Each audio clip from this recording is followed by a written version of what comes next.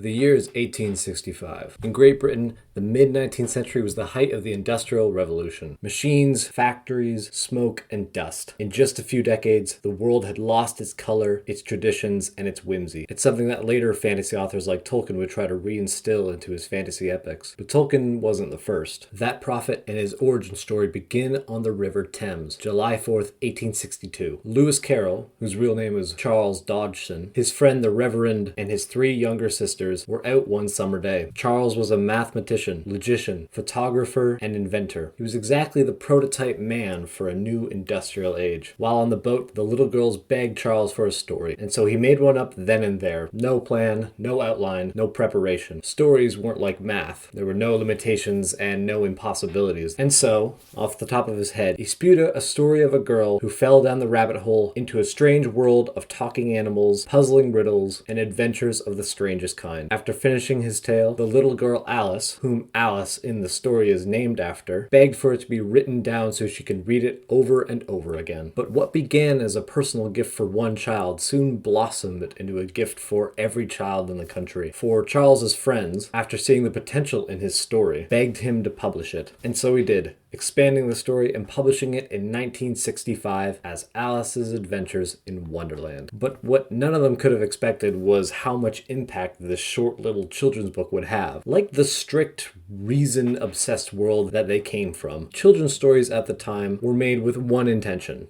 to teach with utmost certainty and clarity a moral theme. And these older versions of the fairy tales aren't the same as the Disney versions you're probably used to. They were cruel, strict, often grotesque, and faithfully religious to their moral teachings. But when Alice in Wonderland hit the shelves, things suddenly changed. For Lewis Carroll had written a story that was kind of the antithesis to the children's stories of the time. Wonderland was a sprawling dream of nonsense riddles, surreal physics, and puzzling characters. On the other hand, Alice, the main lead, was a child sick and tired of school lessons and always behaving by the rules. And the story itself, most blasphemous of all, had no clear moral teaching or theme. To this day, Alice in Wonderland is a culprit of a magnitude of theories, each trying to solve the meaning of the story. Lewis Carroll gave a few answers, but for the most part, we are left to piece together the meaning for ourselves. And so today, can we solve what Alice in Wonderland is truly trying to say? Is Alice in Wonderland just a bizarre fluke whose quippy characters and pleasing aesthetic simply cover up an average story that has nothing to say? The first thing you have to understand about this review is that I am a newbie to Alice in Wonderland.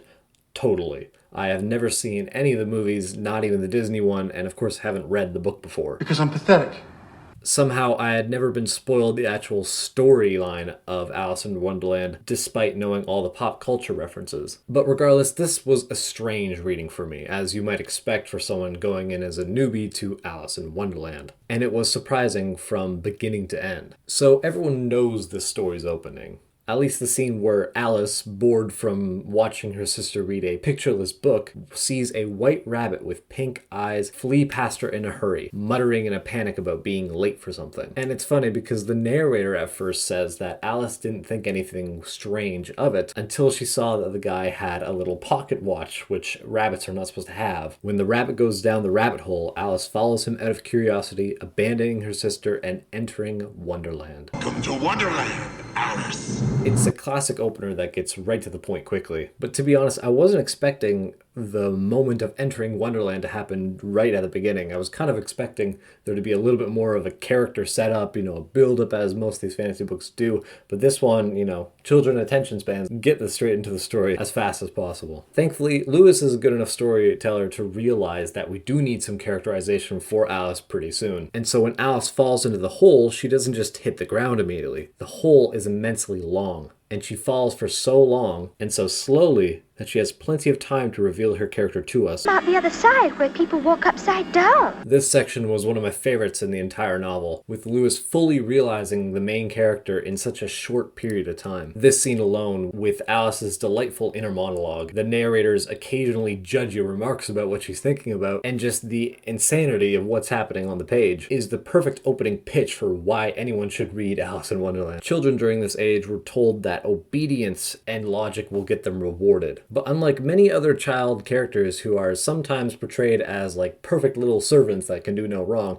Alice kind of represents what a true child might have behaved like if set free from her restrictive world. She's clearly an adventurous spirit. Someone who enjoys socializing, playing games, and having fun, like any child. However, Carroll always ensures that the world Alice comes from remains an integral part of her character, even as she enters Wonderland. She's always trying to improve herself, intelligent, always answering questions quickly like she's in a school lecture. How doth the little crocodile improve his shining tail and pour the waters of the... Alice, what are you talking about? I mean, that's one of the best parts of her character because I think it immediately makes her sympathetic to all the child readers of pretty much any age. Alice is a wonderful child character, something every writer knows is a very difficult task. The key to writing good child characters is to just realize that they are like adults, they think like adults, but just with less experience. The emotions are all the same as ours. Most of the time, a child just doesn't know what will hurt them or what's a big deal or not.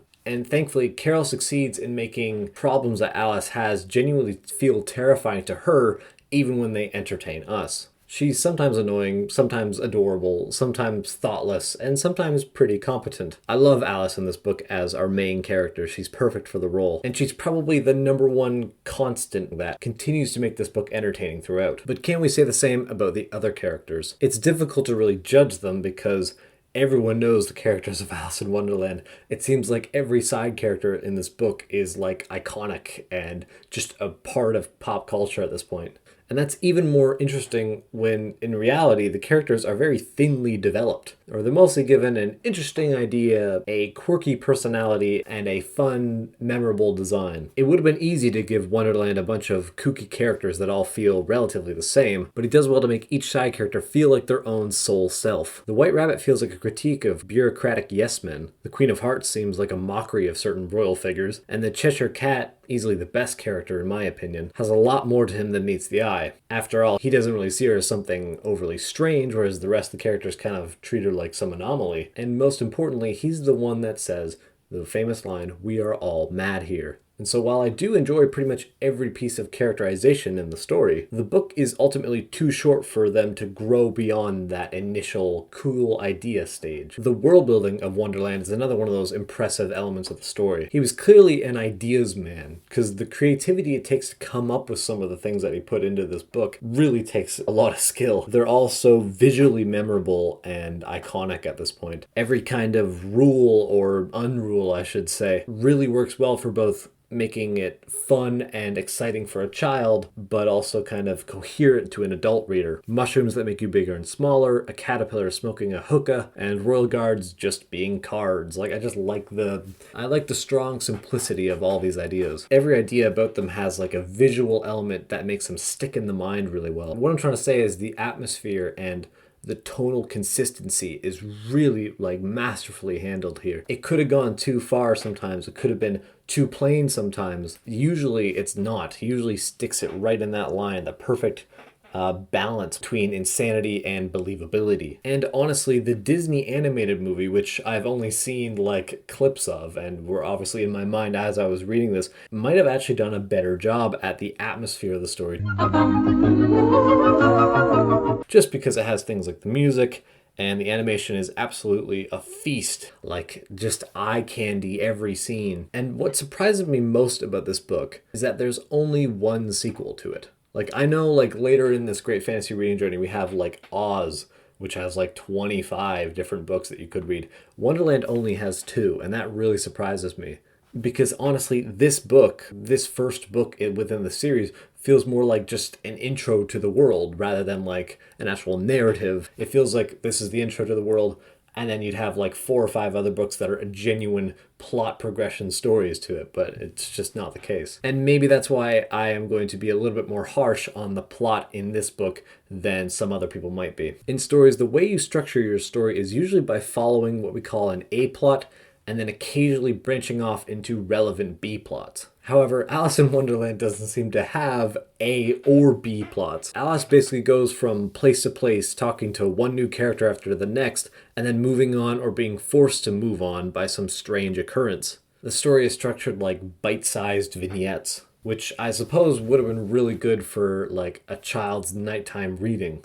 And I will be honest with you, if Through the Looking Glass is not more of a story, in my opinion, I'm probably going to be a bit more harsh on it. Mostly because it is such a cool world with so many cool characters that I'd want to see returned, that it would just feel kind of a bummer if we never got a fully fledged, like, plot in the story, you know what I mean?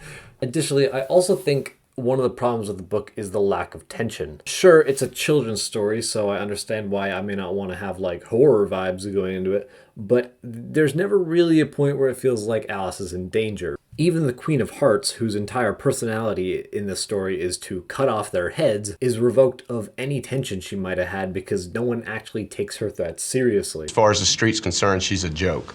It's a bit of a shame, and something that I have, at least from the videos that I've seen, it's something that Disney kind of addresses. They honestly did really well. I'm usually not a big fan of Disney, but the two things that they did in this story for the animated movie were probably the two things that I would have actually changed about it. I would have given the Queen of Hearts and Alice a lot more tension. I would have given the story a natural through line to kind of drag her through the story, because in the books there isn't really one. She wants to go to the garden, but in the Disney remake it's like she's following the White Rabbit. Who did? The White Rabbit. He did? He did what? Went that way. Who did? The White Rabbit. What rabbit?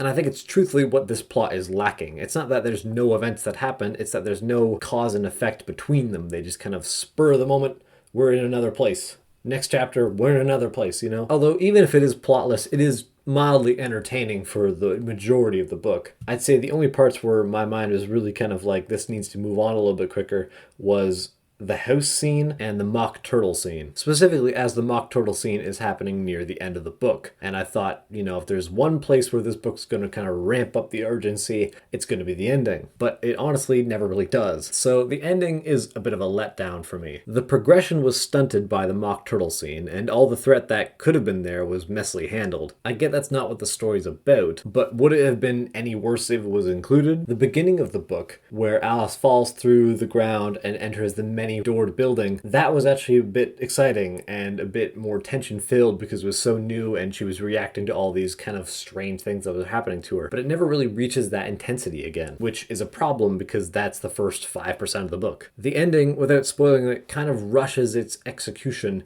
and ends like very abruptly. It almost feels like Lewis Carroll kind of got bored or ran out of ideas for the story, and so he just nabbed Alice out of Wonderland in an instant, and boom, the story is over. But I don't know. I don't really know what type of ending I would have wanted in this story because there wasn't really a plot line that needed resolving. She could have gone on for endless amount of pages just discovering new things in Wonderland, new characters, and then just ended and it wouldn't have been any different. There was no reason why it needed to end here. There was no reason why it couldn't have ended 50 pages earlier. And that truly begs the question at the heart of this video. What is this story about? Is it even trying to say something to the reader? No one has really come up with a credible answer, but I do have some thoughts. First of all, I do think one of the beautiful elements of this story is how well it dodges crystal clear analysis. Sure, it makes reviewing this story way more difficult, but I do respect how out there the techniques of it are. And honestly, there's only really one interpretation of the story that I kind of like. I think the point of the story is simply to be a counter to everything that was considered important at the time. Every fairy tale had a moral, every story a clear reason to exist, but Wonderland doesn't need a reason, it just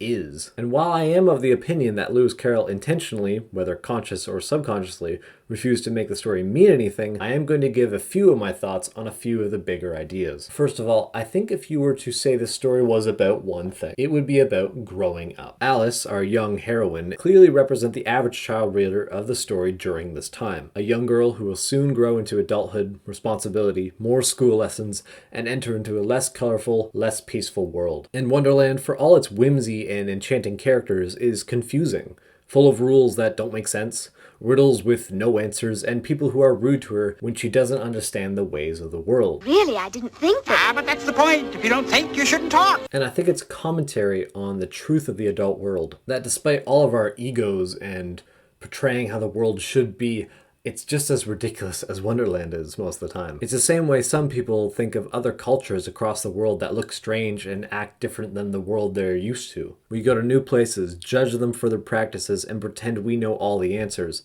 when in truth our way of living probably appears ridiculous to most of everyone else. Who knows what history will say about us in this time? Probably the same way we look at the crazy witch-burning, myth-believing folk of the Middle Ages. I think if you were to give an actionable moral, just like the fairy tales of its time, to Alice in Wonderland, it would be to never lose your innocence. Never conform to stupid rules, never neglect curiosity and passion, and never change yourself for anyone. That's what I would say about it. And additionally, I think the Cheshire Cat is an all-knowing, all-seeing god. I think the answer to the Mad Hatter's riddle, how is a raven like a writing desk, is because they both have quills dipped in ink. And I think Alice's sister at the end of the tale, the one who thinks back to Wonderland with nostalgia, is actually Alice herself in the future, reminiscing about her childhood once she's grown up. But overall, none of those things are really the point.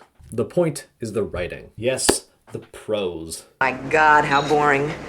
The most boring section of most reviews, and yet I think in this one it's the most important. Everything that is great about this book is great because Lewis Carroll is a great writer. The jokes and the characterizations that he has, the quippy dialogue, the banter back and forth, the little flips on words, the creative just linguistic changes that he was clearly a master of are just so enjoyable to read. And I think that's the reason people continue to come back to these books. We're living in another revolution right now. Another age where we're told every day from all sides how we should behave, what we can or cannot say, who we can or cannot associate with, and what problems we should be trying to solve. And at the end of the day, we're still children, living in a ridiculous world of rules and stress, and a few miserably rude people as well. And we crave more than anything to fade into a dream, live in another place where we can escape that responsibility, go somewhere bright, somewhere easy, somewhere where we never have to grow up. But I will say this, with things like AI and the metaverse and other technical advancements coming, you will be offered that chance. Nowadays you can, and many people do, slink back down into the rabbit hole